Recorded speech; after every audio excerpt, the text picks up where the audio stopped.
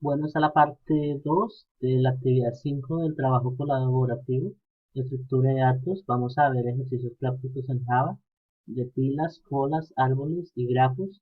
Entonces no va a ser la parte teórica, aunque vamos a mencionar algunos temas, nos vamos a enfocar ya en el código. No extensamente, sino vamos a hacer una revisión, hice algunos comentarios en los ejercicios que hice para que veamos cómo se usa.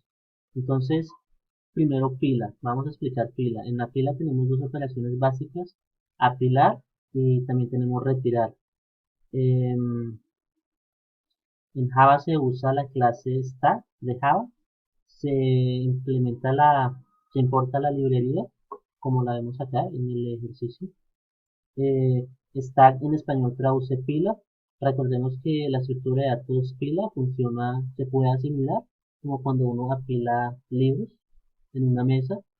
En inglés se dice last in, first out, o último en entrar, primero en salir. Entonces, último en entrar, el último libro que uno puso en la pila, es el primero en salir, el primer libro que uno puede sacar. Entonces, las operaciones básicas son push, push es la palabra reservada en Java, em, y pop, que sería retirar, saca el elemento de la pila. También tenemos palabras reservadas pick, o cima en español, consulta el elemento de la cima de la pila. También tenemos empty, que comprueba si la pila está vacía o no. Search, o buscar, que busca un determinado elemento entre la pila y devuelve su posición dentro de ella. Entonces, tenemos este pequeño ejercicio. En el ejercicio, bueno, implementamos esta clase stack, creamos dos cadenas de texto. Vamos a determinar si la cadena de texto está equilibrada o no. ¿Equilibrada en cuanto a qué? Equilibrada en paréntesis. Si hay un paréntesis de apertura, tiene que haber un paréntesis de cierre. Entonces vemos la primera cadena, dice cadena no. La primera cadena no está equilibrada porque hay más paréntesis de cierre que de apertura. La segunda, que se llama cadena sí está equilibrada. Entonces, por consola, bueno, nos pregunta, luego verifica, pasamos ya a la lógica del ejercicio. Entonces, primero recorremos la expresión carácter a carácter. Coge la cadena y por cada elemento lo empieza a recorrer. Luego con un if cogemos la cadena y por medio de char a compara elemento por elemento. Primero con el paréntesis de apertura.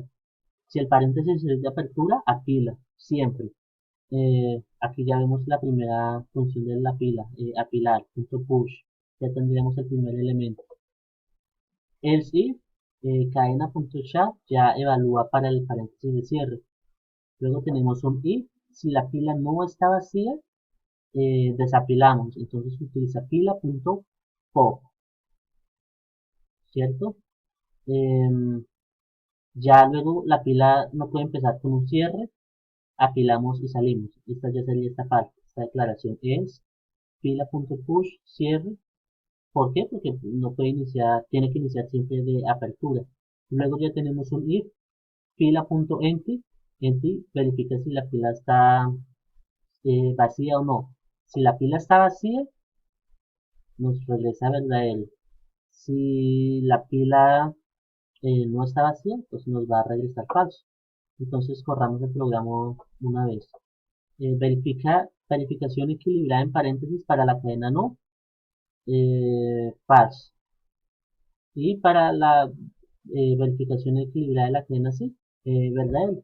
Entonces en este ejercicio creamos una pila, también agregamos elementos a la pila, punto push, o retiramos de la pila y también miramos si la pila está vacía o no.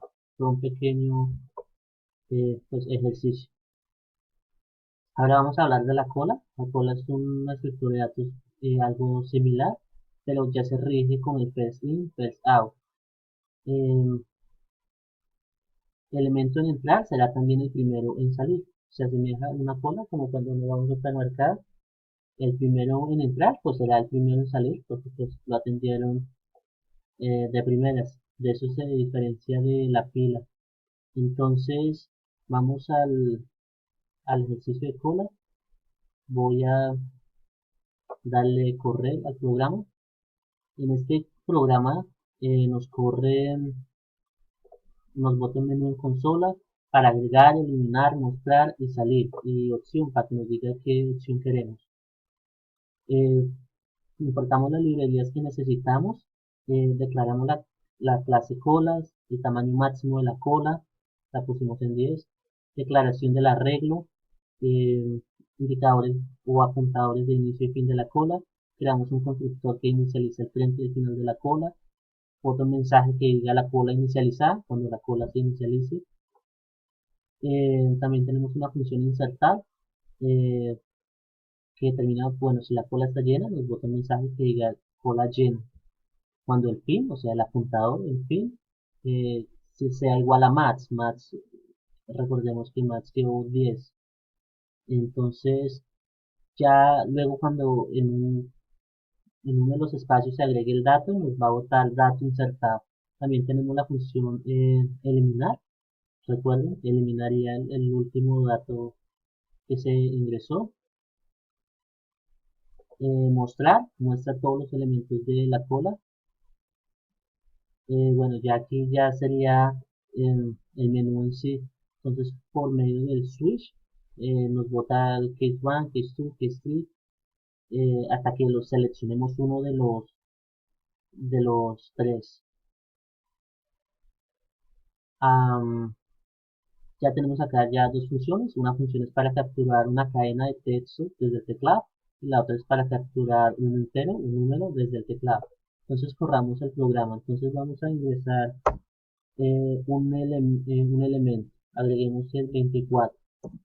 Volvamos a agregar otro elemento. Agreguemos el 12. Ahora digámosles que nos lo muestre. Entonces tenemos capacidad máxima 10. Tenemos dos elementos, elemento 24 y el 2. El 24 en el índice 0 y el otro en el índice 1. Entonces veamos, cada vez que uno inserta un dato, nos bota el dato y dato insertado. Entonces ahora eliminar 2 y que nos muestre.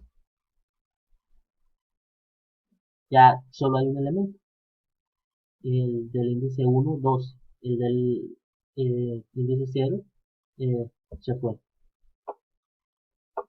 Bueno, entonces ahora vamos con árbol. Bueno, en colas vimos cómo agregar elementos a la cola, también cómo eliminar, también cómo mostrar y cómo se comportan las colas. Entonces ahora vamos a árboles. Árboles es una estructura un poco más compleja. Ya debemos haber visto en la parte teórica cómo se comporta. Entonces en este ejercicio creé tres clases, archivos, árbol, nodo árbol y prueba árbol. Prueba árbol para testear el programa, nodo árbol configura los nodos y ya el árbol como tal.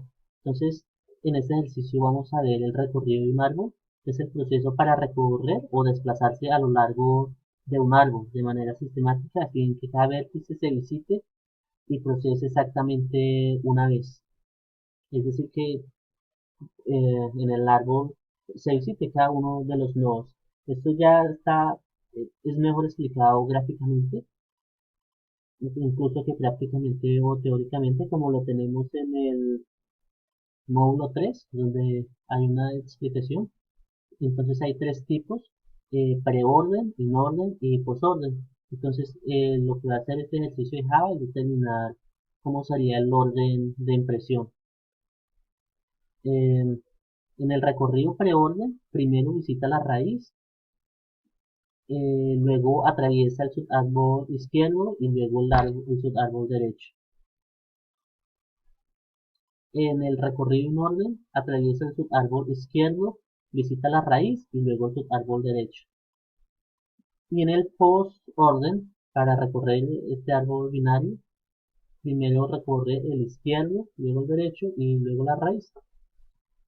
Entonces, bueno, corramos el programa una vez a ver cómo corre.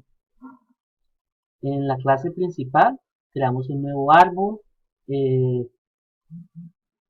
insertamos 10 números aleatorios de 0 al 99. ¿Cómo lo hacemos? Pues con math.random nos genera 10 números automáticamente, los guardamos y ya luego por pantalla nos imprime el recorrido preorden, el recorrido inorden y el recorrido posorden. Aquí tengo Veamos cómo sería.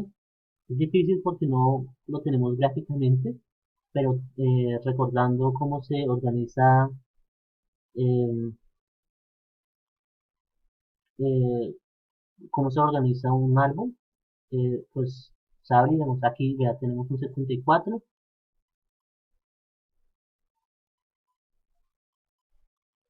A ver, insertando los siguientes valores. Estos fueron los números que generó automáticamente. Tenemos acá en el in orden y el post orden. Tenemos ah, 29, 29, permítame, que sería el primer número del subárbol izquierdo. Así al imprimirlo es un poco difícil, ya tocaría cogiendo los números que generó y organizándolos. Recordemos cómo se organizan. Se coge primero la raíz, el primer número, y ya luego se organiza. Si es mayor o menor, en izquierda o derecha, y pues bueno, lo organiza. Esa sería la pequeña explicación. Generamos el árbol, mostramos los datos del nodo, recorremos el subárbol izquierdo, recorremos el subárbol derecho, cómo se empieza el recorrido post-orden, in-orden, pre-orden. Se puede ver un poco complejo, pero ya gráficamente es más sencillo.